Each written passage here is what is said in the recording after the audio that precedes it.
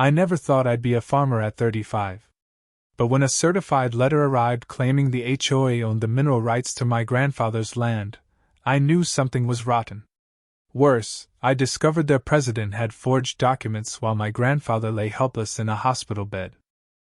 How could I, a former city accountant, take on a powerful HOA hellbent on stealing my family's legacy? Comment below where you're watching from. The letter shook in my hands, my coffee cold on the kitchen counter. The Willow Grove Homeowners Association claimed they owned all mineral rights to my grandfather's 15-acre farm, my farm now, and planned to dig it up in just 4 weeks. My grandfather, Henry, passed 2 months ago. I'd left my soul-crushing city job to take over his land in Willow Creek, a place woven into my childhood summers picking peaches and tending chickens.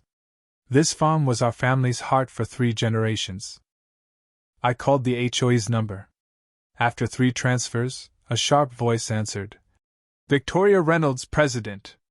I questioned the letter, but she cut me off. Your grandfather signed the agreement 2 years ago, Mr. Carter. Our survey found valuable limestone deposits. Excavation starts next month. It's airtight. I stammered. He'd never signed that. She snapped. Maybe you didn't know him as well as you thought. And hung up. Henry would have burned the farm before giving up an inch. That afternoon, I drove to where my property met Willow Grove, a sterile 5-year-old development of cookie-cutter houses. A woman gardening nearby, Clara Benson, recognized me as Henry's grandson. Victoria's had her eyes on your land since they built this place, she whispered, glancing nervously. She offered Henry a fortune, but he refused. A sleek SUV cruised by, Victoria's cold stare locking onto me. That night, I tore through Henry's files, finding the 1963 deed. It clearly stated mineral rights stayed with the owner, no exceptions. At the county records office, a clerk named George showed me a mineral rights transfer dated April 15, 2022, with Henry's supposed signature. But Henry was hospitalized then, recovering from a stroke, unable to hold the pen. Comparing it to a tax appeal, the signature's loops were wrong. Forged. My aunt, Lillian, confirmed Henry was bedridden that day. No way he signed anything, she said. As I hung up, a drone buzzed over my eastern field, where the HOA claimed limestone lay. It darted back toward Willow Grove when I approached. They were watching me. 2 men in hard hats were staking my field when I caught them. HOA orders. They shrugged, waving permits. This is my land, I shouted, threatening to call Sheriff Thompson.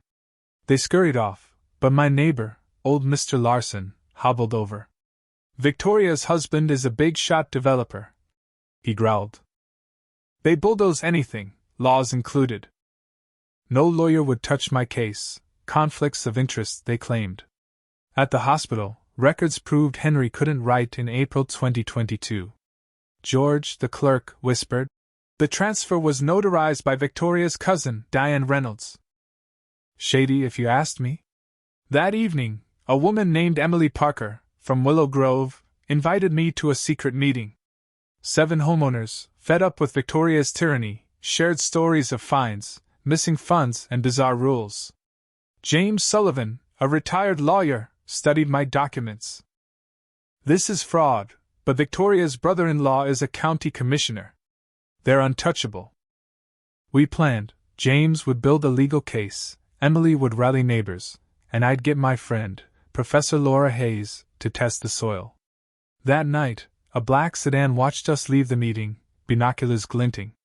Victoria knew we were organizing. The next morning, my gate was padlocked, an orange notice barring entry for excavation prep. 2 guards blocked me. Take it up with Victoria, they sneered. Sheriff Thompson arrived, sighing. Their papers check out. Get a lawyer. I was locked out of my own home, watching strangers trample my fields. Emily texted. Victoria called an emergency HOA meeting, demanding $2,000 per household for legal fees.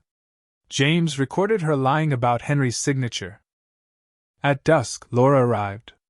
We sneaked onto my land at dawn, dodging dozing guards, and collected soil samples. Her tests showed nothing but ordinary farmland, no valuable limestone. James called Voice Electric. The county's planning a highway exit through your eastern field. It'll spike Willow Grove's property values by 30%. That's what Victoria's after, not minerals. Victoria stood to gain millions from her investment properties and developer kickbacks. We decided to go public. Emily's cousin at the local news station agreed to cover it. I gathered photos of Henry in his hospital bed, proving he couldn't sign. But Elaine, another neighbor, warned. Construction crews arrive Monday. We've got 4 days. I chained my tractor overnight unnoticed by guards. At dawn, news vans lined my gate. I drove the tractor forward, stopping short of the padlock, and climbed up, evidence in hand. The HOA forged my grandfather's signature, I shouted, spreading a county map. They want my land for a highway exit to make millions. Neighbors held signs. Stop HOA fraud. Victoria's SUV screeched up. Turn those cameras off, she screamed. Laura stepped forward. My tests show no limestone. Your survey's fake. I held up hospital records. Henry was paralyzed when he supposedly signed. This is forgery. James revealed $200,000 missing from HOA funds, funneled to Victoria's accounts. Sheriff Thompson arrived with deputies. Commissioner Reynolds resigned this morning, he said. Victoria, you're under arrest for fraud, forgery, and embezzlement.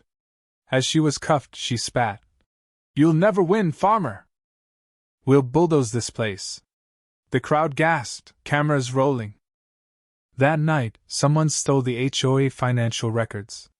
A bulldozer loomed by my orchard, Margaret's nephew nearby. Headlights approached my house, 4 vehicles. I grabbed my shotgun, loaded with birdshot, and stepped onto the porch. But it was James, Laura, and 15 neighbors with shovels. We're not letting them destroy your farm, James said. We confronted the nephew, who fled when police arrived. Sheriff Thompson towed the bulldozer and stationed deputies. Neighbors guarded my farm 24/7.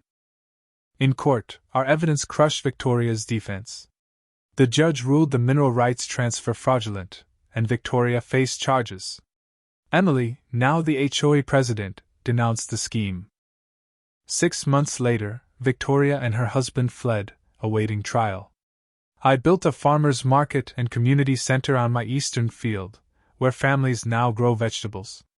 The highway exit was rerouted, boosting our market.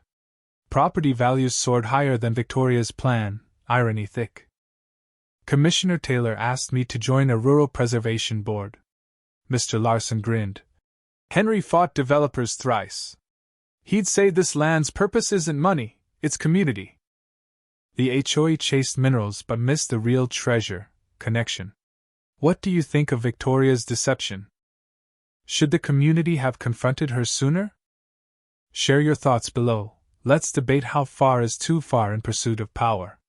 Hit that like button and subscribe for more stories of justice.